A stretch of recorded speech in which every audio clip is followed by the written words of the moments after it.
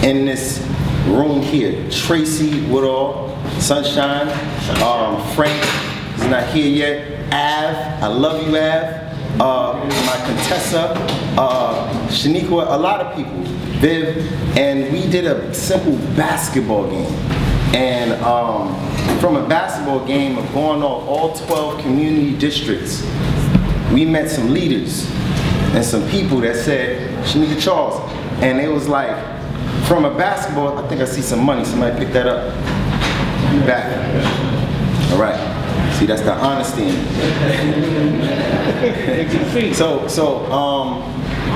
So in going around and meeting all these leaders, it was pain in their voice, and it really hurt me because from a basketball game, it was coming to me saying, we need this now and that now. And I took on that responsibility. Ab, you heard the echoes and the cries, and it was hurting, like our borough was hurting, and they was screaming out saying, you came to my district. I don't want to get emotional.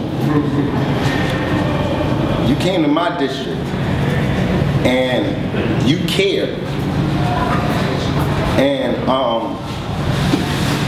doing that, I said, all right, I'm gonna take this great mind that was rooted from Sunni Muslims and the Nation of Islam, both of my parents, and he taught me many things. Never be afraid to die. So I'm fearless, I'm a lion. But I love art. And hearing those people, I started to write, because I'm a writer. I'm a writer. I did a magazine called The Streets Magazine. I didn't know until 2 weeks later that I was reaching all of the prison systems. Am I lying? Yes, facts. You was in. You heard. Several of my friends in prison is passing over 3, 4, 5, 7, 6, 7 times. I'm getting free muffins and all kind of things. So I was in the prison systems. I was in the streets. And then I was in the music industry. I got blackballed by the music industry, the educational system, and the political system in the Bronx. But I'm here, and they can't stop me. And with that work that I put in and sacrifice of sharing a one piece of chicken with my lady over there, many nights. She's a model. She can have anyone she wants in the world. So can I. But together we make a great team, and we sacrificed when many gave and many did not give. But we still fed, Av, am I not lying? We fed the Bronx while I was facing eviction and starving. So that realness people saw in me, and that's why they go off of the love. Not money, it's about the love. And love is what got us to do all of the programs we do. We have a music, Tracy, we have a music program. That's all for love. Thank you, our executive directors on the board, our chair on the board of CBORG, Mr. Abraham Jones. He housed us here and he opened up a floodgate. You opened up so much, and we only been here a year within a pandemic. When this thing kicks over, this man-made disease kicks over, it's curtains, because in this building right here, we have head gang leaders that moves people. We have organization, youth organization, that move people. We have people from the cloth in here. Everybody in here together, we can move mountains, and we can move it for this man here. We just don't want you to disappoint us. So we believe in you, and we can get you there. We can get you votes that no one can get. No one can reach those gang leaders. No, they ain't voting for no politician. Am I right or wrong? But I was on the phone and they said, Sleep, who we voting for? He called me back and was like, nah, I got the money, I just need the votes. This is it. You said, what borough you say you needed the most? Bronx, the BX. So if he get the Bronx, which he's getting the Bronx, he wins, the second black mayor in office. He wins. He wins, we got a list of things we need. And those list of things are only things that help our community. And yeah, we all need to pay some bills and things like that, so there's no problem on that. However, when we put this all together, you're gonna get there in flying colors. Flying colors. If you need the Bronx, here's the Bronx. And without further ado, Eric Adams. Thank you.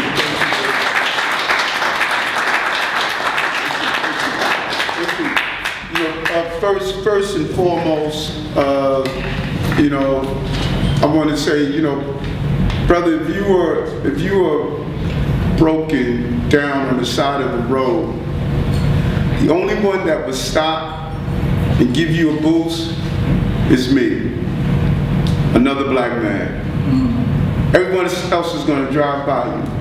They're going to think you're trying to stick them up. They're going to be afraid of you. They're going to treat you some type of way.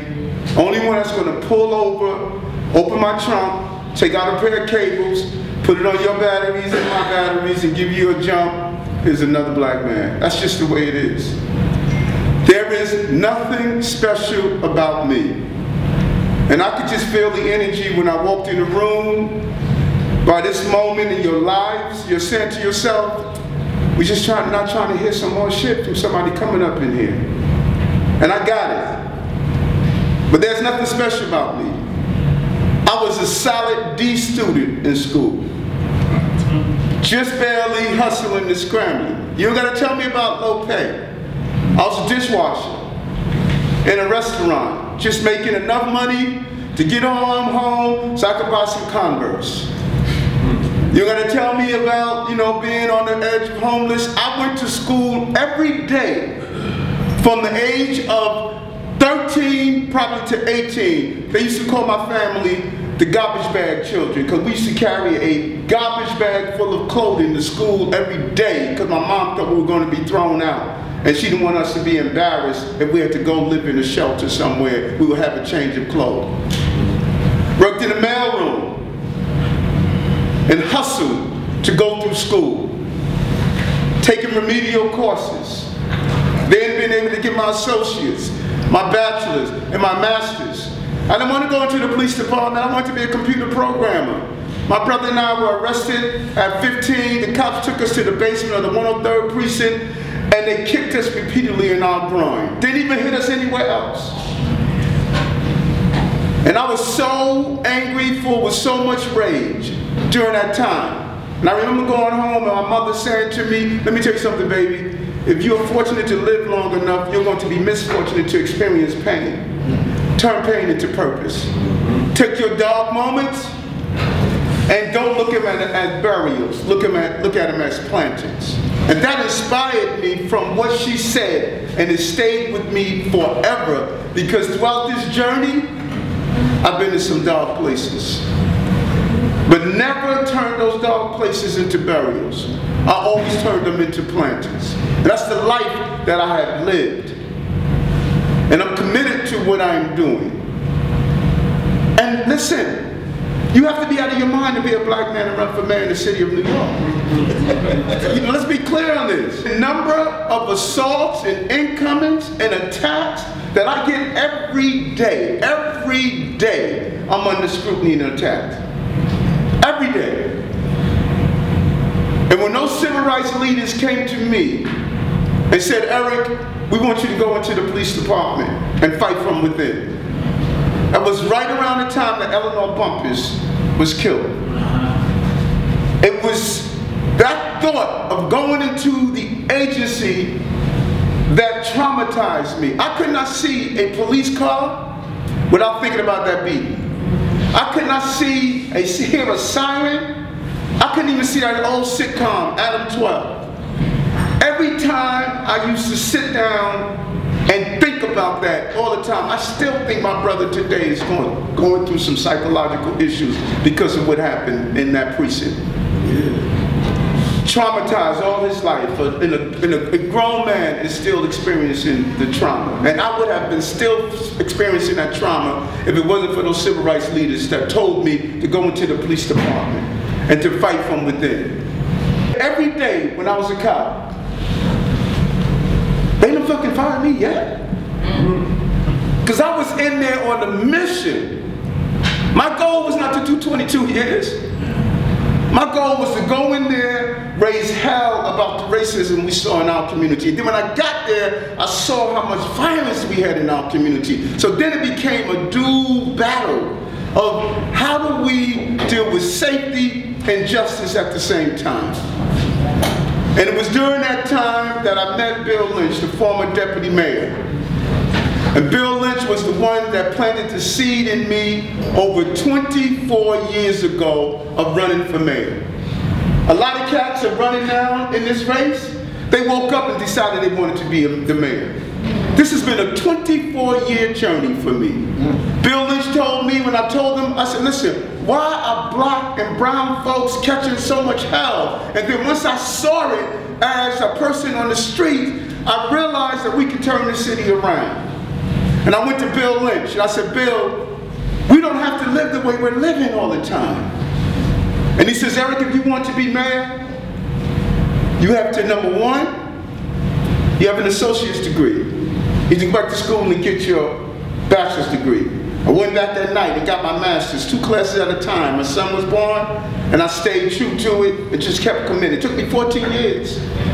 He says, you are a sergeant, you need to be a lieutenant, 1 more rank more. I didn't stop there, I became a captain.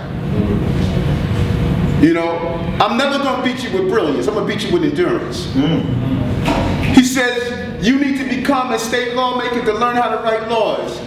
I became a state senator. Pushed through stop and frisk legislation, pushed through the quota, pushed through stopping our family members, our women from being handcuffed when they're pregnant and they're incarcerated. I used to walk through the correctional facilities upstate, visiting some of the prisons upstate. Brothers used to yell out from the bars, yo, that's that brother from 100 Black. Much love and much respect to you, brother. Then he said, you need to become a borough president or congressperson. I became the first black borough president in the borough of Brooklyn. That consistency. Every night before I go to bed, I make an entry in my journal. I have 26 volumes of my journal every night of how we turn the city around for black and brown people based on the instructions I got from Bill Lynch. And I always think about one thing.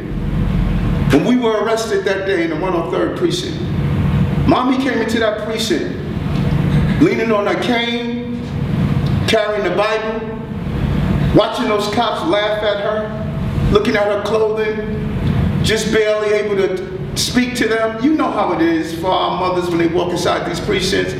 It's intimidating and it's scary and it's frightening. She never thought her babies were going to be in there. And I couldn't see her, but I heard her when they said, leave him. There'll never be anything. Mommy said, you just gotta pray. And I remember sitting in the cell crying, and that brother that was in the other cell next to me, he said, don't worry about a young soldier, you'll be all right. And I said, I'm gonna buy my mother's freedom back. I sold her into emotional slavery. And I said, I'm going to buy her freedom back. And I went on a 4-payment installment plan. First payment came when I became a captain in that police department that said I would never be anything. And I watched her at the audience when I walked across the stage. Second installment came when I became a state senator. My mother saw me break the law, enforce the law, and I went to Albany to write the law. The third installment came when I became borough president. I'm going to be paid in full when I become the mayor of the city of New York. And it's not only for my mother. It's for the mothers that sat in courtrooms every day and saw that we never gave their children the opportunities. Do you know 65, listen to this number, 65% of black children don't meet proficiency every year in education. Think about that, every year. If 65 85% of any other ethnic group did not meet proficiency in education, there'd be riots in the streets. 80% of the young people in Rikers Island have reading and math deficiencies. 30% of them are dyslexic. 55% have learning disabilities. You're set up. If you're dyslexic, you sit in the classroom, no one identifies you as dyslexic, you don't get the instruction you deserve, you start slinging drugs, you start doing stick-ups, you start being on the corner, you don't think you can learn, you get incarcerated, then people say, well, it's your fault, it's your family fault. No, we have failed black and brown children. The real crime is not the stick-up, the crime is how we denied them in the educational system and put them on a pathway of where they're going. You know, brother, you were just inside. You were probably a brilliant person that could have done some amazing thing if you were given the right opportunity to do so. All of our soldiers were losing from Ghana, Nigeria, Ivory Coast, and people are wondering where they are. That's what's happening right now. It's the same tradition. We're losing our real soldiers. And there's no desire to change it. Listen, don't let anybody fool you. There is no desire to change the direction of black and brown people in this country. Go to Watts, same problem. Go to Compton, same problem. Go to Detroit, same problem. Go to Atlanta, same problem. Go to Brownsville, same problem. Why is it happening all over? Either we're born with some form of mutated gene that we can't succeed, or it's a straight setup that there's no desire to change it. You know why? Because people are making money off the dysfunctionality of our community. They profitize poverty. Someone goes to do a stick-up, shoot someone, the doctor's making money. The lawyer's making money. The judge is making money. The person who's selling the Band-Aid to help someone that got shot is making money. Everyone is eating off of us. That's what this is. And so I don't know if you go to church, but this is a Matthew 21:12 moment. It's that story when Jesus walked in the temple and he saw them doing wrong in his temple. He didn't sit down at the table and participate. Those of us who know this scripture, he turned the table over. I'm not going to City Hall to participate. I'm going there to turn the table over. If folks don't like it, folks said 4 or 5 years ago, don't worry about Eric Adams. Black candidates can't raise the money to run citywide. Don't even worry about him. They didn't believe in me, but you know what? I believed in me. We have raised more money than any candidate in this race. We raised $8.6 million. That's why I was able to tell my brother Sleep, listen, I don't need the money. I need the votes. We're at the top of the polls. Our message has resonated throughout this entire city. They just did an analysis of where people are getting their support from. They said Eric Adams has the broadest base of support throughout this entire city. Because all over this city, people are realizing, I don't care if you're South Asian, you're Korean, you're Caribbean, you're African American, people are realizing that we're all catching hell. And they're listening to what I said. And they said, this is a cat that has gone through a lot. We need a mayor that has gone through a lot so he can help people who are going through a lot. Different type of guy. Like I said in the beginning, I'm going to say in the end, there's nothing special about me. My nails are not polished. They cracked up. I got calluses on my hand. I'm just a blue-collar worker. We had all these white-collar trust fund mayors that has destroyed our city. It's time for a blue-collar guy to now get into City Hall and run this thing. I need you, period. I don't win without you, period. I need you. The largest votes that are not tapped are folks who you represent. And rightfully, they've heard it all before, they don't believe. They said, listen, I don't have time for that. We've heard all these cats come in, and I got it. But I'm gonna go back to my favorite song in Car Wash, and I know I'm dating myself. But you gotta believe in somebody. Why not believe in me? Let's go.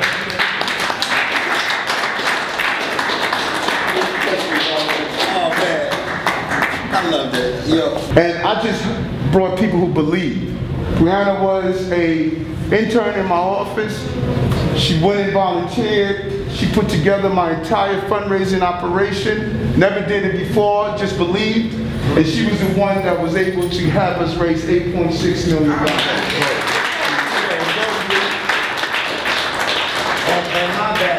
The Bronx is put in office. And only the beginning. Every Wednesday we're here in the Bronx. And so Bree has the schedule. Whichever way we can connect, feel free.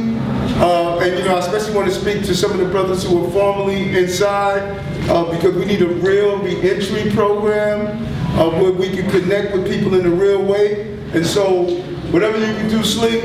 Really, I got programs to talk to you about. Yes, real. So yeah. Thank you so much for taking the time out.